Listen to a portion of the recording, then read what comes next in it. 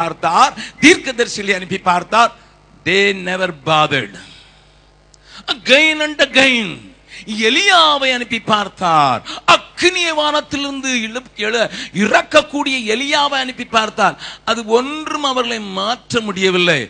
And the last காரியமாக ஆண்டவர்களை சுத்திகரித்து மறுபடியும் ஒன்றாக்குவதற்காக அவர்களை பாபிலோனுக்கு சிறையாக அனுப்ப வேண்டியிருந்தது. கொஞ்சம் கவனியுங்கள், ஆண்டவர் அவர்களை எகிப்துக்கு அனுப்பவில்லை, மாறாக பாபிலோனுக்கு 70 ஆண்டுகள் சிறையாக அனுப்ப வேண்டிய கட்டாயத்திற்குள்ளாக தள்ளப்பட்டார். It was not at all in the original plan of God at any time. வேதத்தை ஆராய்ந்து பார்த்தால் தெரியும், ஆண்டவர் அவர்களை ஒரு நாளும் பாபிலோனுக்குள்ளே கொண்டு தள்ளுவதற்கு விரும்பவில்லை. ஆண்டவர் அவர்களை பாபிலோனிலே சிறையாக வைப்பதற்கு விரும்பவில்லை. சிறைபிடித்தவர்களை சிறையாக இருந்தவர்களை தானே விடுதலையாக்கி கொண்டு வந்தார். மீண்டும் சிறையாக அனுப்புவாரோ? But there was no other go for God. அருமையான தேவனுடைய பிள்ளையே, நீ ஆண்டவருக்குள்ளே வந்து நீ ஆண்டவருடைய ஆசீர்வாதத்துக்குள்ளே செழிக்கும் போது கொஞ்சம் கொஞ்சமாக உன்னுடைய கவனம், உன்னுடைய ஈர்ப்பு, உன்னுடைய நோக்கம், உன்னுடைய ஏக்கம் எல்லாம் மாறி போகும் போது தேவன் தன் பக்கமாக உன்னை இழுத்துக் கொள்வதற்கு பலவிதமான காரியங்களை செய்ய வேண்டியிருக்கிறது. நீ என்னுடையவன், நீ என்னுடையவள்.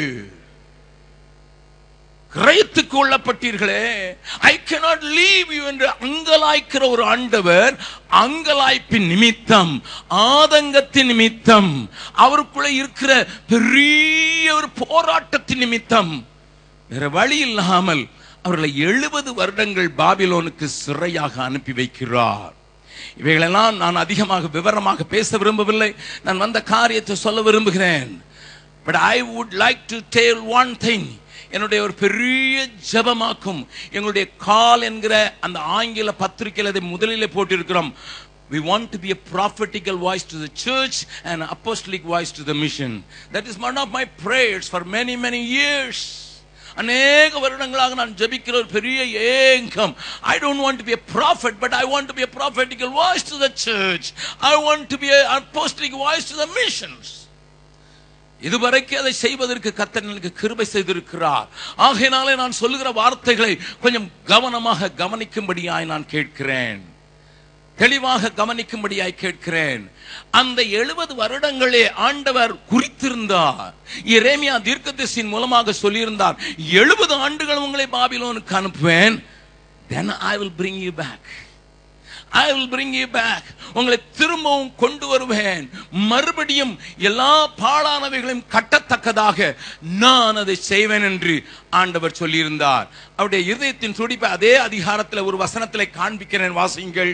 சகரியா தீர்க்கதரிசியின் புஸ்தகம் 1 அதிகாரத்தின் 13-14 வசனங்களை வாசிக்கலாம். அப்பொழுது கர்த்தர் 12 இருந்து வாசிக்கலாம், அப்பொழுது விளங்கும்.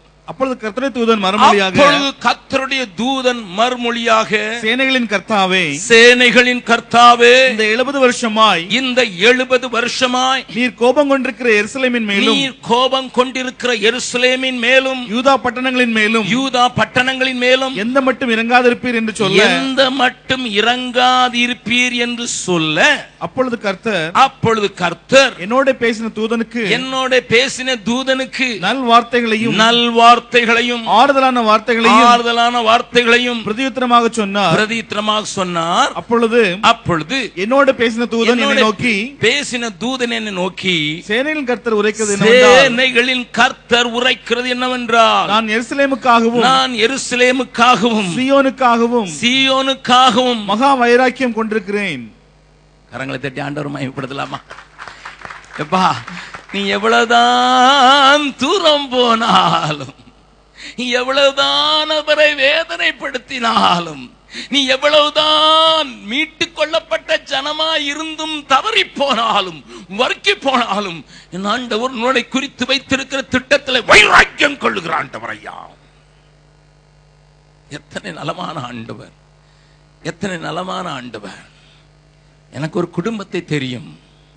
அவர்களுக்கு ஒரே மகன். அவர் ஒரு பெரிய ஃபேக்டரி வைத்திருந்தார் தந்தை. மகனுக்கு எல்லாவற்றையும் 6 வயதிலிருந்து கொண்டு போய் கற்றுக் கொடுப்பார். He used to show every small thing with that little boy. 6 வயதிலிருந்து கற்றுக் கொடுத்தார். தான் எப்படி இந்த ப்ராப்ளத்தெல்லாம் ஹேண்டில் பண்ணுகிறேன் என்று சொல்லுவார்.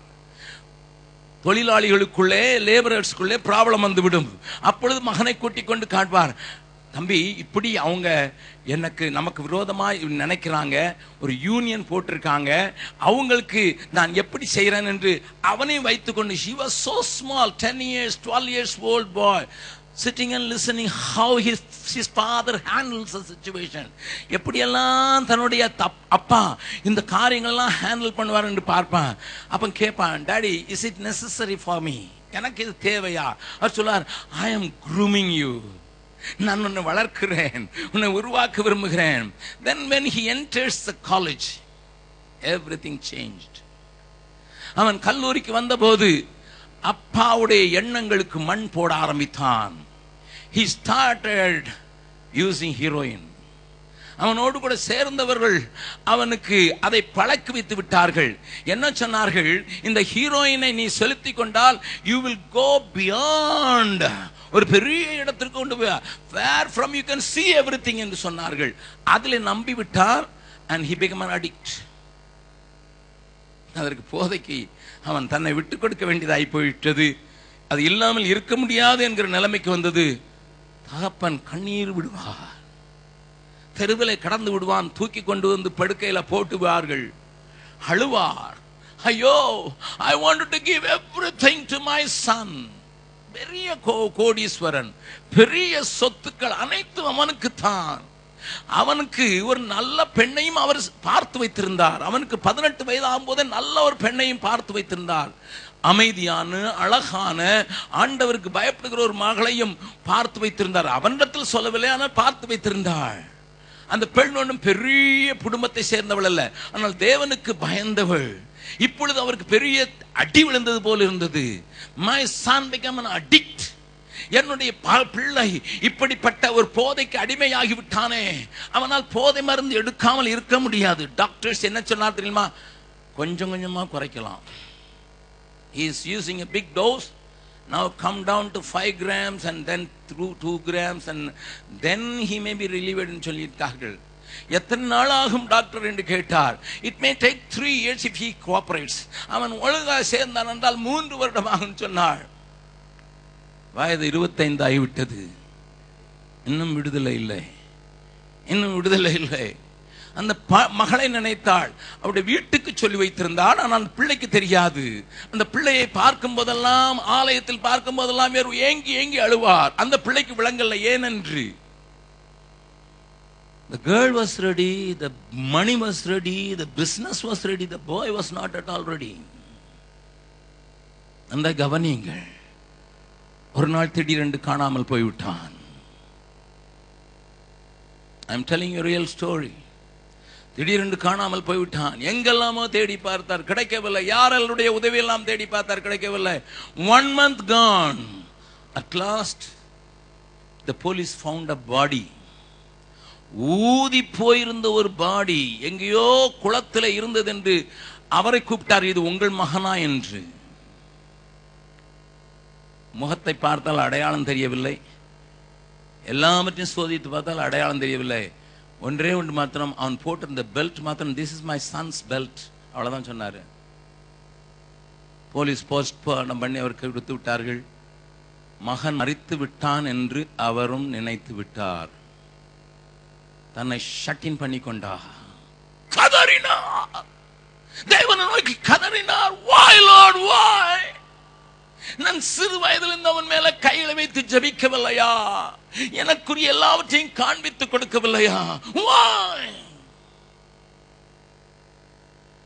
ஒரு வாரம் கழித்து அவருடைய மகன் திரும்பி வருகிறான். கட்டியிருந்த பெல்ட் அவனுடைய ஃப்ரெண்டு இவன் பெல்ட் போய் கட்டியிருந்தான், அவ்வளவுதான். அந்த police மிஸ்அண்டர்ஸ்டுட் and his own household misunderstood. பிள்ளை வருகிறான், கையிலெல்லாம் ஒரே கத்தி கீறல். நல்லா கவனிங்க, அந்த மகனை பார்த்தா அவருக்கு அழனும் போல இருக்குது. I want to tell you, he was 26 years old. He ran and picked him.